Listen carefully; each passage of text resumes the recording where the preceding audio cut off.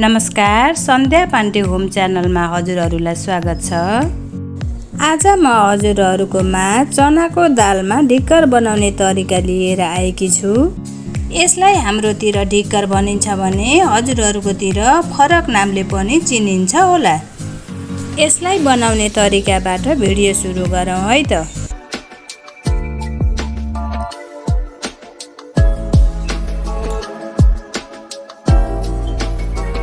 सर्वप्रथम हामी केही मात्रामा चनाको दाल लिन्छौँ र सफा पानीले पखाल्छौँ।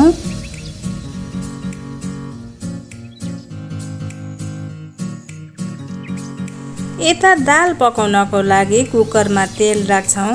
तेल तातिसकेपछि 5 फुरन, रातो खुर्सानी, बेसार, नुन फुराउँछौँ र अघि पखालेको दाललाई कुकरमा राख्छौँ।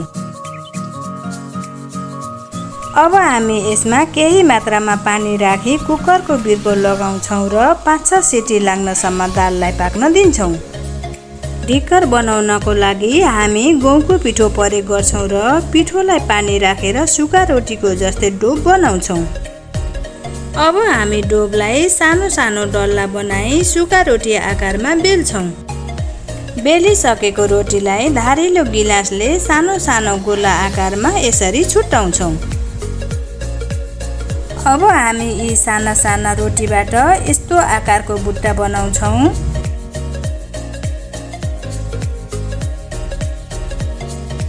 हाम्रो सबै बुट्टाहरू बनेर तयार भइसकेका छन्। यता दाल पनि पाकिसकेको छ। दाललाई हामी कराईमा खनाउँछौँ र केही बेर दाललाई उमाल्छौँ। अब हामी उम्लेको दालमा यी बुट्टाहरू राख्छौँ।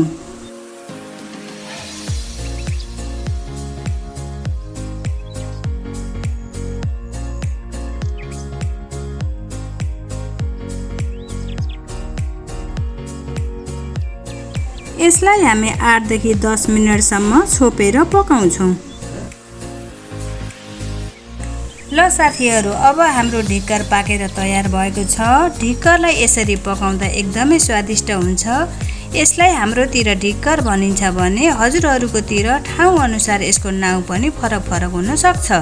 हजुरहरूलाई यो ढिक्कर बनाउने तरिका कस्तो लाग्यो आफ्नो प्रतिक्रिया दिन नबिर्सनुहोला। साथै भिडियोलाई लाइक, सेयर र च्यानललाई सब्स्क्राइब पनि गर्नुहोला।